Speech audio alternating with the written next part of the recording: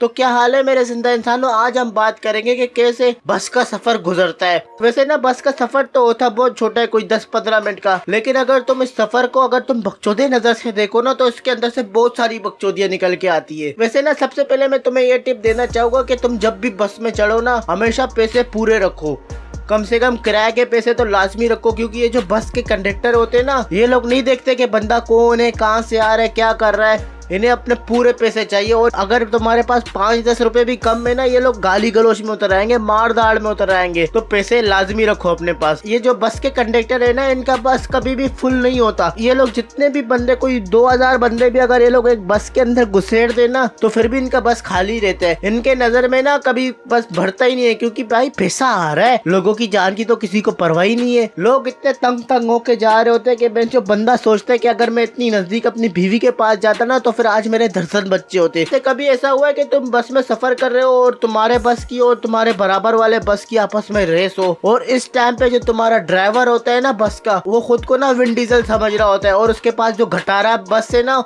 उसको sport car समझ रहा होता है, और वो लियारी और मोला मदद की गलियों को लॉस सेंटोस समझ रहा होता है। बेंचो यहाँ के रोड ऐसे है ना, अगर तुम यहाँ पे सफर करो ना तो ऐसा लगता है कि बेंचो समंदर में जा रहे, गाड़ी ऐसा समंदर जैसा ऐसा लेफ्ट राइट की तरफ नीचे झुकती रहती है। और अगर कभी कराची में बारिश हो जाए तो ये मंजर लिटरली समंदर वाला फॉर्म क्रिएट करता है। और कभी कभार ना बस में एकदम अचानक से कोई बुढ़े चाचा बैठ जाएंगे तुम्हारे बराबर में और एकदम अचानक से पॉलिटिक्स की बातें करना शुरू कर देंगे, और तुम्हें उसके पॉलिटिक्स के बातों में जरा भी फर्क नहीं देना होता है, लेकिन फिर भी वो तुम्हारे से बातें करते हैं। और बस में जो भिखारी चढ़ते हैं ना वो भी अलग, एकदम अलग फिल्म होता है उनका भी। बिस्मिल्लाहिर्रहमानिर्रहीम, जी मेरा नाम शकूर है, मैं रेड लाइट एरिया में सुराख भेजने का काम करता था। और ये लोग ना दिन साल भी एकदम इमोशनल बताएंगे। जी जुम्मे का दिन था, रमजान का महीना था, मैं नमाज पढ़ के आ रहा था, पर से लोहे का शटर मेरे पैर में गिर गया, पैर में लोहा गिरने के वजह से मैं अंधा हो गया और बड़ी मुश्किल से मैं भाग भाग के बस में चढ़ा हूँ। मेरे 2 बाप, 1 बीवी, 3 बच्चे हैं, मैं 1 साल से घर नहीं गया और अब मेरा चौथा बच्चा पैदा हुआ है। भाई साहब आपको आपके अब्बू के दूध की कसम मुझे कुछ पैसे दे दो, मुझे बिजनेस शुरू करना है। आंटी आपको आपके शोहर के गर्लफ्रेंड की कसम,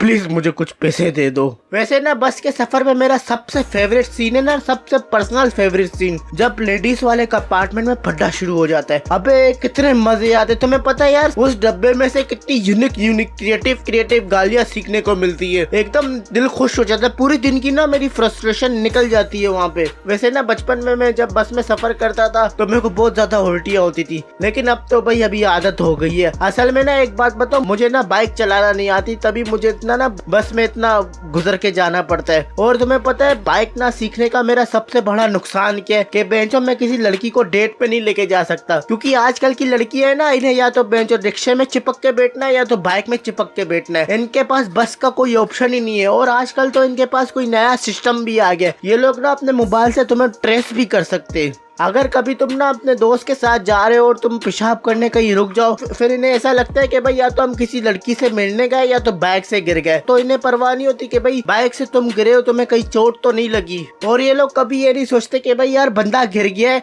दर्द हो रहा होगा, इन्हें ये परवाह होती है कि बहन जो तुमने अपना मोबाइल कैसे बंद किया, संभाल के नहीं गिर सकते थे, मोबाइल को चोट लग गई, तुम्हारे वजह से तुम्हारा मोबाइल बंद हो गया, मैं तुम्हें ट्रेस नहीं कर सकती। आज तक ना तुम्हारे भाई का ना किसी भी चोर ने ना जेब ही नहीं काटा, क्योंकि बहन मेरे जेब में पैसे ही नहीं होते। मैं वो बंदा हूँ जो 24 घंटा कंगाल घूमता हूँ। लेकिन मेरा एक दोस्त था, उसके साथ एक सीन हो गया, वो 12,000 रुपए अपने जेब के शलवार में लेके जा रहा था, बस में सफर कर रहा था, और पूरे सफर में उसने अपने जेब में हाथ रखा हुआ था और 12,000 पे उसका पूरा ध्यान था। लेकिन जब वो उठा और जब वो दरवाजे के पास गया ना, जो बस का दरवाजा होता है उतरने का, तो वहाँ पे एक बंदा खड़ा हुआ था, उसने उसको धिक्का दिया। मतलब ऐसा नहीं कि बाहर फेंक दिया, लेकिन जब वो बस रुका ना, उतारने के बहाने ना उसने धिक्का दिया और उसने पैसे उसी टाइम निकाल दिए। जैसे ही वो उतरा उसने जेब में हाथ डाला, पैसे शार्ट, और बस भी तब तक चला गया। और एक और दोस्त की स्टोरी है, वो और उसका वालिद साहब ना अक्सर बस में सफर करते रहते थे, और उसकी ये आदत थी कि वो उस टाइम छोटा लड़का था और जब वो बस का सफर करते थे तो वो सो जाता था। और एक दिन ना वो लोग जब बस में सफर कर रहे थे तो बाकायदा वो बस हाईजैक हो गई थी। तुम्हें पता है कराची का ये सब तो चलता रहता है। उसके वालिद साहब ने ना उसे बहुत पहले ही पैसे दे दिए